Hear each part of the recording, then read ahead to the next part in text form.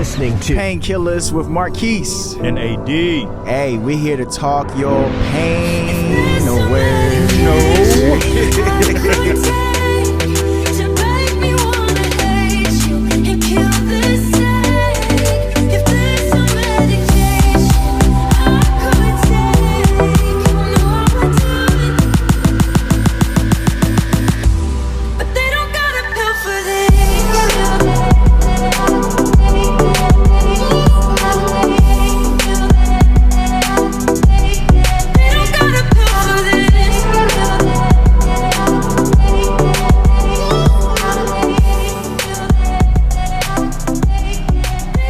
You're listening to Painkillers with Marquis and AD. And you know what we do every single week. We just come to talk your pain away, man. Hey, bro, Cheer. bro. Cheer. Cheer.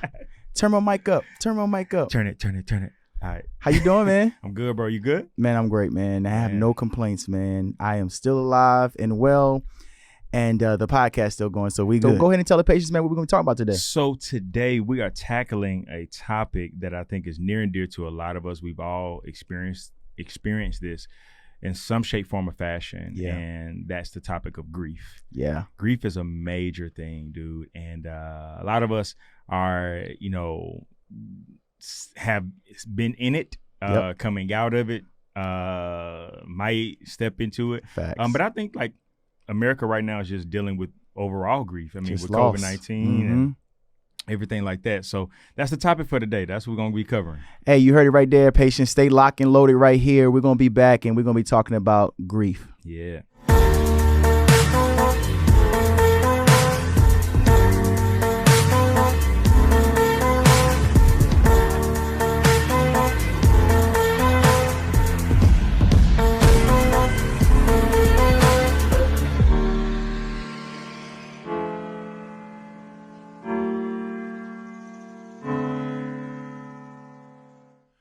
All right, patients, we are here today with another episode, and we're excited because today on this particular topic, we actually have a guest painkiller. Yes, and it's a female guest. It's a female guest. We've been hearing all types of flack. Y'all don't have a woman's ain't got perspective. no women's perspective up in that What's studio. going on? Y'all just a whole men. bunch of testosterone. Just a bunch of men just This- talking away. So heard we y'all. brought some estrogen into the room. Yeah, man. Go ahead and Yeah. introduce our guest painkiller So, today, man, AD. we got a guest painkiller, man, all the way from Phoenix, Arizona. Hot Phoenix. We're going to introduce Miss Taylor. I call her T. What's up, T? Hey, Hey.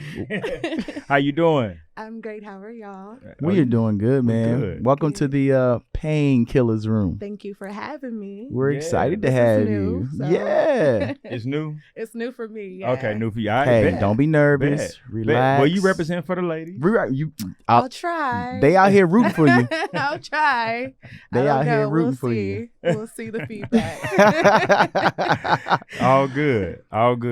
But, we asked you to be a part of this because there's a topic that you are very familiar with, myself, very familiar with, Yeah, Boone is very familiar with, absolutely. that we're tackling today, and that's the thing of grief. Right. And, the premise of painkillers is the idea that we unmask conversations that a lot of people wouldn't like to talk about. Right. You know what I'm saying? But that we deal with. Right. So I think it's important for us to kind of continue to kind of peel back these layers of what grief looks like. Yeah. Right. So Taylor, if it's okay with you, man, I want you to kind of lead us in this as far as you telling us your story and your journey with grief.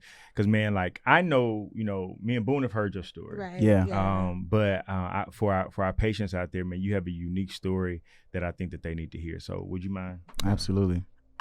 So I experienced, my first head-on experience with grief for me was in 2009, and it's when I lost my mother. My mom was in and out my life. She was there, and then she was on drugs, so she was there one moment, then the next moment she'll be gone. She'll be clean, then she'll relapse. But then in 2009, I actually lost my mother. She was actually clean at the time too. Yeah. She had just got out of prison, was doing good, working and everything. And then one morning, like I remember that night, like I brought her food, and we brought her food from out to eat, and she ate the food and everything, and she kept complaining like, you know, her back was hurting or whatever. And it was like something weird was going on, but I just didn't like recognize the signs of anything. I'm thinking like, okay, maybe she's tired. So the next morning, like, you know, I wake her up or whatever, and I try to wake her up, and she's like, you know, she's moving and everything, but everything is like slurred. Like everything is just like, you know, everything is just slurred. So then I was like, okay, maybe she's just tired. Let me let her just go to sleep. Like, you know, I'm gonna leave her alone, whatever. I'll wake her up when it's time to eat or whatever. And I went to go do that, and when I tried to move her, like literally was no life in her body. Wow. So I'm moving her, still no life in her body. Then so I call for my dad, and he comes in, and like he sits her up, and like she's literally moving like a dummy, like just moving like a dummy. And so it was just crazy because I'm like, dude, like she was clean, she was doing good. We were repairing our relationship because like, you know, throughout like her being on drugs, like we really didn't have a relationship. Like my dad raised me. And it was tough. It was tough to lose her, and it was tough for me to find her like that. And the thing is, she passed away from an overdose, but not even an overdose from like when she was on drugs, like you would think, but like just her medication itself caused her to overdose. And to find her like that, like I became numb. Like in that moment, I became numb. Like I got so sick. Because I wasn't eating. I was so bitter. I was so mean. Like I was rude to people. Wow. Like you couldn't even have a conversation with me. Like everything was just like rah. Yeah. Like because it was so much pain, like, you know, built up. Like I didn't even go see her like at her wake. Like I couldn't see her. I didn't want to see her like that. Like that wasn't something that I wanted to, you know, remember her by. Yeah. So it just took a long time. And then during that same time, like I was in a really terrible relationship at the time too. And it was like he was very verbally abusive. Gotcha. So he wasn't supportive during the situation. His response to everything was just basically like, oh yeah, people die every day. That was his response. Wow. And during that time, like I was just Super like, cold, man. What? I was just like, I didn't recognize it at that time. And I became so much more depressed. Like, and then that's what I became suicidal. And it was just a lot. Like it took a lot of therapy. It took a lot. I still have my moments, like, well, not like as far as being depressed or whatever, but I have my moments where, you know, I just be wanting to be left alone. Like, you know, you have get away so you can recharge, regroup, because, you know, your mind is going a million miles a minute. Like it's crazy, especially with COVID, like being by yourself, being at home, like you're not being, you know, socializing. And a lot, that was like my crutch. Like I was able to cope by having those like social moments and everything. So being at home, like when it first started with the pandemic, like it literally, like I had to face reality, like, hey, like you gotta, you know, it's just like you face reality, like you have to face things head on. Like you, like during, I don't know for y'all, but like during the pandemic, like for me, a lot of stuff that I dealt with that I tried to like avoid, I had to face head on because I'm secluded by myself. So it was like things like that would come up in my mind, and I would like have to like, okay, how are you gonna deal with this? Because you know, usually you'll go be with your family, but it's just you now. So how are you gonna deal with it? And it's a process. Like I still, like I said, I have my moments. It's a process though. So. Wow. Yeah. I mean, I think that story is so touching because a lot of people at some point in their life lose something or someone that's dear to their heart. But I think what's even more complexing for your story is you found her. You know? And a lot of times, man, that adds even more trauma, the replay, the thoughts. I wanted to kind of talk about the definition of grief. It says it is the response to loss. And your story, so you find her, you realize she's gone, and how do you respond? So your response to that particular loss was shut down, become mean, angry, upset. And some of our patients are responding to loss that same way. Man, what? I blame myself a lot too, like during that, because I blame myself because at first I was just like, dude, like you didn't try to repair y'all relationship sooner. You know? Like you didn't try to amend things sooner. Like you, that's your mother. Like, and I ain't gonna lie, like I'd be lying if I said like I didn't have any, like, I want to say like not hatred, but I wasn't happy with how things transpired with her. Like, because I grew up like, she was good for a moment and then she'll be gone. So it was just like, dude, why? Mm-hmm. And I suffered from abandonment issues Yeah, because of that a that. lot. Like, and I had to recognize that even in my relationships, like going forward, like I didn't realize it until I went to therapy. Like, dude, you have abandonment. I'm like, no, I don't. Like, Right. what? No, I don't care about nobody leaving. Like, yes, you do. Yeah. And it was so bad to where I would self-sabotage it so that they wouldn't leave me at any given moment. I But just you like, would okay, leave them go. first. Yeah, Yeah. like, Mhm. all right, cool. I'll find any little reason to like, all right, I'm cool. Yeah. You can go about your day. Yeah. So yeah, it's just, yeah. Those are super, those, I think all of us carry those subliminal Dude, messages. Dude, like legit. Yeah. Because like, as Taylor's talking and as you're talking, I'm just looking like, man, Yeah. we all have a way of coping with the Loss. level of Mhm. loss, Mhm. and one of the big myths of grief is that it has to be a person. Right. You can grieve, like anything that you are accustomed to doing Yep. Mhm. Yep. for amount of years or Yeah. time. Yep. The absence of that causes grief. Yeah. And understanding that you could grieve something that's dysfunctional. Absolutely. Very true. Like we can get so Absolutely. used to, like we Yeah. can know that this situation is not good for us. Yeah. But We'll stay in it. we'll stay in it Because of comfort. because of comfort. then come out of it and then still grieve. Mhm. Yeah. Like, man, and then you start thinking, well, was it? It was pretty good. And you start looking at you you try to find the positive. You try to find the Yeah. positive. And but man, like for me, and listening to you guys, I found that my coping mechanism, which I was catching hell at the beginning of COVID, man. Like Mhm. like emotionally, like because much like Taylor, like I was going to the church Yeah. and being around people as my way, as my outlet. Yeah. So, Yep. my stepdad died. Yeah. That following Sunday, I was in the pulpit preaching. My dad Your died. dad. I did the funeral. I was in the pulpit preaching that next Yeah. Sunday. My brother died. Next Sunday in the Yep. pulpit preaching. Yep. So Wow. it was one of those ways of being around people kind of allowed me to have, that community. But then I'm also realizing now Mhm. that I was masking what I was feeling, Mhm. Yeah. and Yeah. then, Yeah.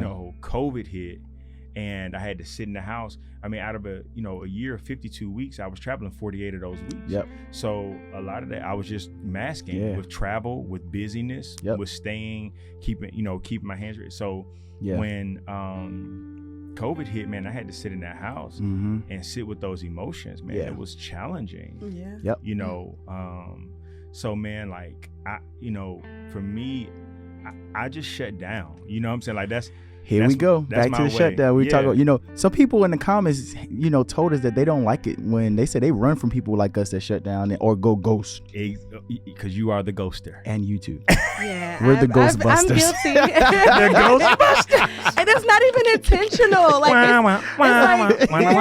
not intentional. It's like our defense Hold on. mechanism. We have a female Okay. that's Yes. saying Yes. she's a ghoster So too. you a ghoster too, Taylor? I'm not intentionally, but I've done it. We but said it's the just same like, thing. Like, it just happened. it just right? happens because It it's like our defense mechanism. It's just like I don't really know I'm how so to. glad I don't you know how are to tell telling you us this, this. but I don't want to add more because damage. all the sisters in the comments are talking about, see, that's the problem with men. They always I'm trying not saying to. it's okay though. They ran. No, I understand. We're not saying it was okay neither, but they ain't gonna make it seem like it was just I guys don't know. who do. I it. know. I mean, I have friends that done ghosted, and it's just so. It's not even a gender role thing. Come on, T, let's it's not. go. It's not a gender role. Oh, they gonna thing. come for you in the comments. That's They okay. gonna I mean, because I'm being honest. Like, I That's what hate it's that about. when we try to exempt ourselves just Yeah. because we're women Yeah. and we feel like we're more emotional, right, and like we're more transparent and vulnerable. yeah, Like, we don't want to say like.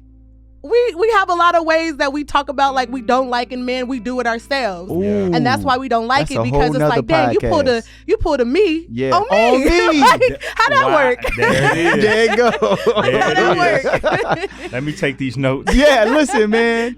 So there's a lot of things that I want to unpack why we're talking about this subject in grief, right? So we understand that grief is a response to loss, all right? Bingo. Now, I want to tap into what you just started and opened up is the different levels and degrees of grief. So we can grieve over someone that we lost, whether it's a family member, a friend, a loved one, whatever. Yep. We can grieve over something we lost as it relates to position, something of value, a car, house burns down, anything like that. So if we understand that grief is a response to losing something, the other part is this: no matter how we look at grief, I think as our society goes, like you just said, we think by remaining busy, we avoid grief. Right. But I believe that we just delay grief. That's very true. Very true. Because you're going to have to grieve Very that true. at some point. Very true. Very Whether true. like when my grandmother was my best friend. When my grandmother died, she wanted me to preach her eulogy. Oh wow. I preached her eulogy. I'm like maybe 17 at this time, 18 at this time. Yeah. I preach her eulogy. I mean, I'm talking like I didn't just lose my grandmother. Wow. It didn't hit me, man, until after I'm driving back from the cemetery of what I just did. Yeah. Wow. Yeah. And then it's like a big old truckload, just like, damn, I just buried my grandmother. Yeah. Right? Yeah. What showed me that you have three types of people. You have immediate responders to loss. They literally go immediately into this grief. Yeah. You have your people who I guess would say it takes them a little longer to realize what just happened. You know, a lot of people live in this space of disbelief for a minute. Right. Like, nah, maybe I'm dreaming. Maybe this ain't really real Right. or whatever. Then you really have those group of people who are just the people that I would say are, I don't even know a title for them, but they don't react, period. Especially in a public setting. So they work harder, they jump into another relationship, they try to find something to fill that void in that space, and they never enter into that grief process. Then 20 years pass and they're trying to understand, well, why they're feeling the way they're feeling. It's because every time you lost something, you never allow that process of grief to take place. Right. So now you're sitting in all these years of loss. So for you, I would say you probably were an immediate. It was like in spurts though. In spurts, okay. Like at first I was immediate, and then like after a while I was like, no, this ain't real. Like, you know? Yeah. And then I allowed years to kind of go by a little bit. And then that's when it started building up. Like it started building up, like more anger, more everything just started building up to any moment I can just snap just like that, you know? Yeah. So it's like, I think I went through all three phases. All of them, all three phases. Like, yeah, I think I went through all of them. And it's funny that you said that because my dad actually went through the last one for me. And I was so mad at him because when I lost my mom, and this is his wife, they were married, you know what I mean? Sure. So he didn't respond how I expected him to respond. So I got mad. Now that's the subject right there. Man. When a person don't respond to grief the way you want them to. Yeah. And that's not fair. It's not fair. But I was so mad at him because like when my mom passed, he didn't show any like emotions. And I'm like, what? But when he lost his aunt, my dad was boo-hooing. Right. So I'm like, I'm confused. Like, this is your wife, dude. Like, what's going on? And then so I was mad at him because not only that, he remarried. Yeah. So I was mad, like, dude, you remarried. You didn't show no emotion. It wasn't until, I kid you not, it wasn't until around maybe 2000, I want to say like 19, where one day he just broke down. Wow. And he broke down because he was like, dude, right after I lost your mom, I almost lost you because this is when I attempted to do suicide. Damn. And he was like, I almost lost you. He was like, and he just like started breaking down, just crying. Yeah. And I've never I didn't know what to do. You know what I mean? Because I'm like, oh my God, like I held so much resentment in me because you didn't respond how I expected you to. Yeah. Not knowing that you were trying to stay strong for me. For you. Because you already knew like I had anger issues and stuff going on. And I was just beating myself like, dude, that is so selfish of you, Taylor. Man. Like that's so selfish. Yeah. Man.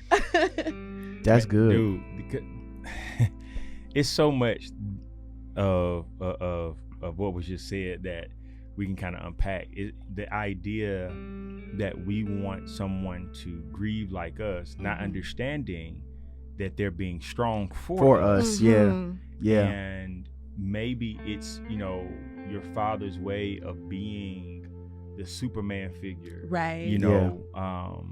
to a particular situation, because he knows how much this had affected you. Very true.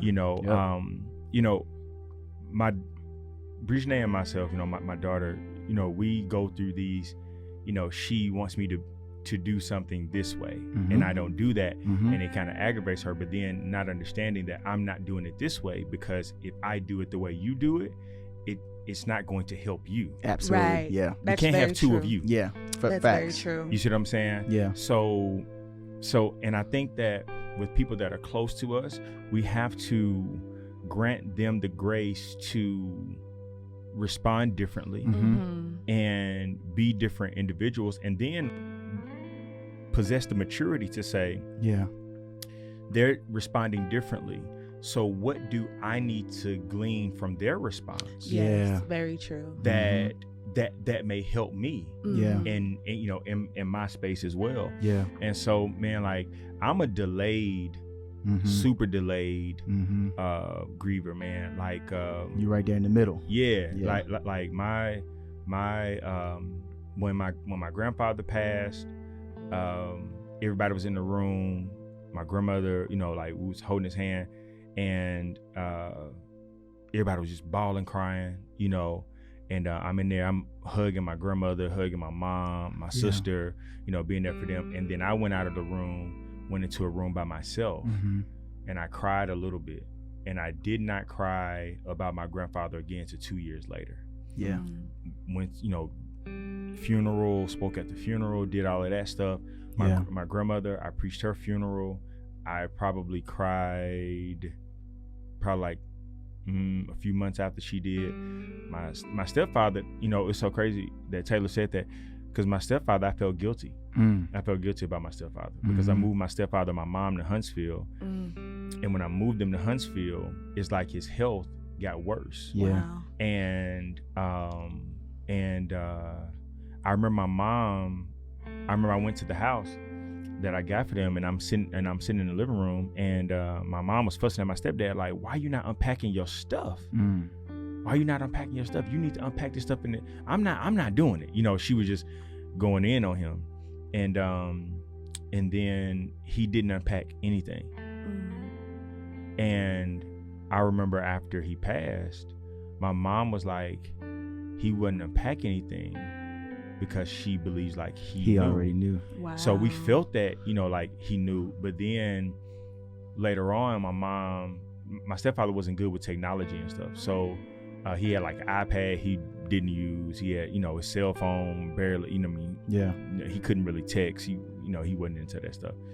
But when we found his iPad, he worked third shift. So in Chattanooga. So before I moved them, he was recording videos on third shift to all of us. Wow. So I have the videos like in my phone talking about how proud he was of me. And then this was in the midst of their transition. He was like, I know you're going to take care of your mom. Yeah. I know you're not going to let nothing happen to her. I can rest knowing that you got her. Yeah. But man, like, I was so mad at myself because I was like, man, if I would have left them in Chattanooga, he would have been fine, and I just felt like then I felt like I brought, my mom, my stepdad to Huntsville, and then boom, he passes away, and now my mom is in this house by herself. Right. She's in a city that she didn't grow up in, you know what I'm saying, type of situation. So man, like that thing weighed heavy on me. I'm still processing that. Right. You know what I'm saying? Like, so, and I think that a thing that we have to address is a few things. One, that the concept of when grief should be over, we just need to throw that out the window. Non-existent. Like, it's not. There's no time frame. There's no timing. Like it is literally. Someone told me this. They said grief is love that has nowhere to go. And so I Great concept. Yeah, and I was like, man, that's a great thought. But then I began to also think, so I did like a post about how to deal with grief, Right. and like where I created it, the team posted it, and I was talking about this aspect. I used to pray, Lord, take this grief away from me. Mm-hmm. I don't want to grieve anymore. That hurts so bad. I don't want to grieve. And then the Lord began to deal with me and say, well, if I take the grief is the memory. Mm. So if I take the grief away, I also take the memory of them away. Mm. Wow. So do you want me to take the memory of them away? And I was Yeah. like, no. So I began to kind of look at grief from a different perspective. You have to. I Yeah. mean, but is you adapting to the new norm? Yeah.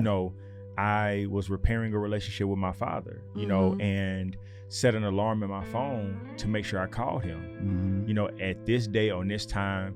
And sometimes I would miss it. So I would call like an hour later, but it would constantly remind me until I Right. did it. And now, that alarm goes off Mhm. and there's nobody to call. Yeah. Wow. My brother's death, which was for me, it was kind of like the straw that like broke the camel's back for me. Yeah. It was like, in 16, 18 months, stepfather, dad, them 2 months apart from each other. Oh, Right. wow. My dad gets killed in a car wreck. Yep. Unexpected. I mean, my stepfather was sick. Yeah. He's been on dialysis for years. Yeah. He was a miracle at the fact that he Yeah. lived as long as he did. Yeah. Mhm. So when that happened, it was like, I still felt guilty though. But when it came to my father, Yeah. that's getting a call at 3:40 in the morning Yeah. saying your dad's been in a car wreck. Right. And I'm thinking, all right, I'm about to get up and I'm about to come to Chattanooga. Then turn around and boom, my sister calls me screaming. Mm-hmm. He's gone. And so that, and then after that, a few months after that, my brother dies, and I watched my brother die. Right. Like that was, watching cancer eat away at someone's body, Mm-hmm. and then you were I was just so hopeful. Mm-hmm. I was legit hopeful, man. I Yeah. think that's the thing that made me realize that I needed time for me. Yeah. And I needed, because it was very hard to pastor people Yeah, and for give sure. them a hope that For sure. I You don't didn't have. Yes. Yeah. I don't have that hope. For sure. I had that hope in God, healing my brother how I wanted him to heal him. Absolutely. Right. And we would see glimpses of his wholeness, like Yeah. like with your mom, like we would see glimpses of him being, oh, I'm gonna be able to get out, and Yeah. oh, this is gonna be good, and Yeah. da da da da da, and then to watch that taken away, and watch my niece and my nephew, ask me, Uncle, pray for Daddy, Yeah. pray for Anthony, and I'm like, and I'm praying, and it's like God's not hearing. I'm Yeah. sitting, I'm watching cancer eat away at him. Yeah. You know what I'm saying? And like people ask me all the time, like I don't like hospitals. I don't like them. Like, and so my mom didn't think that I was gonna go back in the ICU unit where my brother was, because I'm a visual person. Mm-hmm. That stuff stays in my head. Right. Yeah. And so, man, still to this day, I have nightmares, like, Mm-hmm. of that stuff. And so, man, just walking through that process with my counselor, Mm-hmm. and to walk out my healing, I have to set boundaries of certain things, Yeah. like, so it's just at a certain time, Yeah. I don't like to get a phone call. I don't care what's going on. Yeah. I don't like to hear my phone go off. It triggers something in me. Yeah. Yeah. An You know, emotion, a feeling. It triggers an emotion and feeling. So it's a boundary Yeah. for me. So, man, but I think, in order for grief to properly be positioned, Mm-hmm. we have to just look at it for what it is. And it's like, it's the memory of that person. Mm-hmm. And I don't want the memory to go. I don't. So I have to find a positive way to look at grief. Yeah, I think in everything, we had 3 different people sitting here that responds differently to loss, Mhm. right? And I truly believe that grief in itself is not bad, Right. because if grief is a response, it can become what we would call an emotion, like Yep. anger, happiness, Right. sadness, excitement. These are all responses to something. Mm-hmm. Mhm. So if grief is a response or an emotion, I believe that The same way you can't penalize a person for how they express their grief or their happiness or their sadness or their excitement, because we understand it's a response. How you respond may be different than how I respond. How you respond may be different than how he respond. So then if we understand that, okay, let's leave out how everyone looks at grief and start with a whole new basis that, all right, grief is nothing more than a response. It is a emotion. It is a reaction of something that we've lost. Then we understand that too, there is no time period for this reaction or this emotion. I mean, I could stay happy for the whole day, right, based on what I'm responding to. The same way I can stay in grief for a whole year, based on how I'm what I lost. So we understand that some people may grieve for a week, some people may grieve for a day, some people may grieve for an hour, some people may grieve for years. That is their response to loss. The same way, like sometimes, like, you know, when we were younger and our parent would discipline us, like sometimes I would cry for a long time. I'd be still sitting there screaming and hollering, and I still don't feel the pain, but I'm still responding to what she did. Like, what she did. You know, the pain gone. The pain I'm gone. sitting there, but I'm still exactly. And I think it's the same way with grief, man. You know, a person can't be insensitive and say, "Oh, come on, it's been 5 years. You shouldn't be still sitting in that." Right? No. My response doesn't have a time limit. Like, who are you to say Who that? are you to say that? Who are you to say that? So like, there is no time limit on it. Like somebody said something very insensitive to me, but I just kind of brushed it off. Like they was like, "Well, life goes on," and I'm like, "It does." But my life has been altered. Absolutely. Right. You see what I'm saying? So like, don't tell me, "Oh, life goes on." Right. As if I'm just supposed to like, oh, like it's like somebody. So I think what you're saying, and as you were saying it kind of hit me that we should normalize grief as an emotion. Period. That's exactly what it is, because it's how a you response. feeling today? I'm grieving. I'm grieving. And be okay with that. And there's nothing wrong with it. Patience. Nothing. The same way a person can say, "Man, they always happy. They always sad. They always angry. Right. They always got a bad attitude." It's their response. And I feel people, if they say otherwise, like those people that do say like, "Oh, life goes on," I feel like those people are the ones that never really faced it. And they're dealing with stuff internally that they don't want to, like, you know, deal with. Like, it's just because it's like selfish. Like, who hurt you? True. Like, you know why I'm grieving, but what's your reason for you to be like this? Like, who hurt you? So it's just like, you got to deal with that. Like, you have to heal. Like, you have to, like, you have to heal at every level. Like my dad always said, because if you don't, you'll bleed on the next situation, the next person, like whatever, if you do not deal with it. And you can't deal with the surface. You have to go to the root of it. The root. And go from that. And that's like what I learned in therapy, like deal with your triggers, recognize your triggers. Bingo. And I didn't know what triggered me at sometimes. And I never recognized it until one day she had me write it out. And I'm like, man, I'm not about to do this project. Like, for what? And then once she told me, and I'm just like, you're so right. Like, this is why I act like that when people do this. Because it's a familiar space. It's a place that I was uncomfortable in. And so when you do it, it's like automatically a red flag, and it makes me want to just snap. Like, and that's just crazy. It's a process. It is. So I want to talk about the 5 stages, they say, of grief. And I know we've been talking, but I want our patients to really have some walkaways, because we want to kill some of that pain that you're carrying, whether it's the guilt of the grief, if it's the shame of grief, if it's the question of, should I be grieving this long? Am I right or wrong? Like, so they say that the 5 stages of grief, this is in no particular order: denial, anger, bargaining, depression, and then acceptance. That bargaining is heavy. It's super heavy, right? That bargaining is heavy because you don't realize it, but till you hear it, then you start saying, "Dang, did I go through that season? Did I go through that bargaining stage?" is heavy. And I think, you know, all of these stages, no matter what order it's in, they are unavoidable. At some point. You're going to hit every last one of those. At some point, you're going to find yourself on one of them streets. And I even will be strong enough to say you might go through some of those streets more than once. For real. Like, legit. You may go. You're going to get lost in the process, find yourself back on the street. There you go. Again. You may teeter top between that denial and acceptance. Yeah. Denial and acceptance. Like, okay, I'm accepting this happened, that I lost this. but I deny it again. Like, you may go back and forth between it. You may go back and forth between anger and depression. Yeah. What would an example of bargaining though be? Like, So I think bargaining, when they talk about it in this stage, I'm going to give you the terminology. They said during grief, you may feel vulnerable and helpless. And in those moments of intense emotion, it's not uncommon to look for ways to regain control or to want to feel like you can affect the outcome of an event.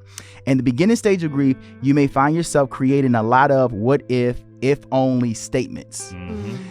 It's also not uncommon for a religious individual to try to make a deal or a promise to God or a higher power in return for healing, relief, or bringing this person back of what you lost. Bargaining is a line of defense against the emotion of grief. It helps you postpone the sadness, confusion, or hurt. So bargaining would be like I said, there are levels to grief. So if I lost a loved one, or if I'm in the process of losing, because some people start grieving before the actual person is gone. Yeah, because it's you get what I'm saying? Yeah. And so some of our griefs, especially for those who know this person's getting ready to leave, you start really entering into that grief process before the actual loss. So you can really start that bargain, like, okay, God, I promise you, if you keep them here, I'll do this. I think that's a bargaining piece. Right. Or when you start saying to yourself, like, hey, God, if you give me this back, or or even if you talk to the person that you're losing.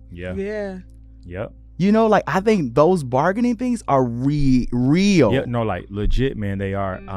I watched this, and maybe when we talk about grief again, we can have. I didn't think about this when we were on our way here. We should have called Chris. Got you. Yeah, because man, I remember when we found out Chris' sister had passed away, man, and I remember I couldn't get to him immediately to Chattanooga, and I remember when I got there, he was he was at, we were at the hospital, like he was bargaining with God. Yeah. Like I do this if you if you do that, like, like just bring her. Yeah. And I remember I tried to bargain with God with my grandfather. Yeah. And one of the things that I realized with bargaining with God with my grandfather was I felt that it was a thing to say in the moment, right? But I also realized a few days later that I was being selfish. Yeah. And the reason being is because my grandfather was very sick. So we're not thinking about the individual. We're thinking about us. Exactly. So I want to bring him back at the expense of his pain. For sure. For my pleasure. For my happiness. Wow. That's selfish. Yeah. Very, So he comes back in a body that he's sick in and tired and hurting. But for my comfort, right, you come back and suffer for me. Like that's not fair. Yeah. No. And I had to realize, like, even if my grandfather was looking down, for sure, and hearing me bargain and seeing me cry and saying no. Yeah, exactly. Like, hey, you're gonna have to, I love you. Yeah. But I'm not coming back to be there. Correct. So like, it'd be just like a relationship. Like, if you was with somebody and you loved them, but it was killing you, and you make the decision, you just like, I have to end this. I can't live like this. I don't want to be in this anymore. But then you have the other person on the other side talking about, well, if you love me, you wouldn't leave me. If you really cared about me, you wouldn't stay in this hospital bed. You know what I'm saying? Like, it's equivalent. And then you divorce the person, because divorce is really death. Man, what? It's a death of a situation. It's a death of a situation. So you divorce the person, and you have two people that's literally still existing, but you have one person who's literally like, I had to do this for me. Yep. And then you have the other person saying, but I still want to be with you. I still want you to be here. Yep. That is a whole nother level of grief, man. And we for one, we got to do a part 2 of this. Yeah, that's number one. Number 2, I think that we need to do one where we are discussing. I don't think, and now that's gonna rub Taylor the wrong way because she's a Okay. woman. I don't think that women can break up with people, but they don't like when they're broken up with. I think it's both sides. I can deal with being broken up with. Oh, I can't. I Oh, think no. it's Yeah, I think can't. it's like goes about the person, like with the person, like Maybe well, let me not say men and women. It's a personality. It's thing. personality, It's a yeah, personality. yeah. thing. Yeah, because I find that if the guy's wrong, then it's like, all right, you know, he did it, da da da da da da, Yeah. because that's a very common narrative. right. Yeah. Like every time when, you know, a relationship is good, and then all of a sudden, like, oh, you're not around a person no more. Yeah. That was it. So what do you do? You see what I'm saying? True. Like, because it's like the I turn narrative into the of- chick when I get broken up with. I be calling, I be texting, I be sending gifts. I be like, I think I've only been broken up with once, I so just be I like, mean, yeah. But that's- he be on to the next one. He be Nah, I like, just be like, and the thing is, I've come to a place, like in the past, yeah, I definitely, but like now, I've just come to a place where I'm just gonna sit with me. that's Yeah. good too. Yeah. Like I'm just sitting with me, like, Yeah. and that is hard for people to grasp and understand that don't Yeah. know that concept. But I think that's a level of grief too, though. Yeah, it that's is. your response to loss. It Mhm. is. So like for me now, I've learned that even in relationship, talking Yeah. to someone, whatever it may be, Yeah. that my mechanism is to be by myself. Yeah. yeah, You know, And I don't think there's nothing wrong with that. at all. yeah. But I will say this: it can be something wrong with it if you are by yourself and you don't seek out spaces for help, Or you stay in that space too long. or you stay in that space too long because you Yeah. could be in your own head. Absolutely. And now you are the question answer. I mean, you are the question asker and the question answerer at the same time. Yeah. That's where it begins to get detrimental. Yeah. Because you're asking why this, why this, why this, but then all of a sudden you start to make up answers in your own to head give conclusions. to give conclusions Yeah. that will aid in you feeling whatever emotion that you're feeling in that Yeah. moment. That's the scary part. Yep. And so we're gonna wrap this up, but I want to leave this on the table. When we look at the scripture, we see grief in so many different dynamics. One, you said for you, your response at times is to sit in it and sit by yourself. We see that with David. David literally is getting ready to lose Man. his son. Grieving. He's grieving. One, for what he did. Mhm. Two, for being exposed. Mhm. Three, for what he brought into the world and getting ready to lose. He sits Yep. down, he grieves, sackcloth, ashes. Once the son is gone, he gets up. His response now, it changes. He gets up, he changes clothes, he washes. And some people may look at him and be like, well, why aren't you crying? He's like, I already cried. Yep. Then you look at a Jesus scenario where he loses. He it's told to him, yo, your best friend is sick. Mm. And his response is, okay, I'm going to stay here a little longer because this is not unto death. And then his best friend dies and he grieves. Yep. Yep. I think everyone's going to have a different experience with grief. Mm-hmm. It's all about patience. And there is no right or wrong answer. Mm-hmm. And you will go through the different 5 stages. My prescription today is this: do not penalize someone because they don't grieve like you. Mm-hmm. Yes. And 2, allow yourself the space to actually grieve. You Yes. cannot avoid it. Right. It's not going to just disappear. You have to allow this to run its course. Yep. You can only dictate when you start the process. Yep. Right. That's it. Yep. So that's my prescription to the patients today. AD. And my prescription would be, like I said, I did a post about this, and I'm just going to read off these because I think it's tips for grief. So if you listen to this and you're dealing with it, I'm just going to read these off. It says, don't allow people to tell you when you should be quote unquote over it. Grief is a journey, adjusting to the new normal. Give yourself grace. That's a big one. Like, give yourself the grace to feel what you feel. A lot of times we want to be stronger than what we really are. Just sit in that. If God removes the grief, he also removes the memory.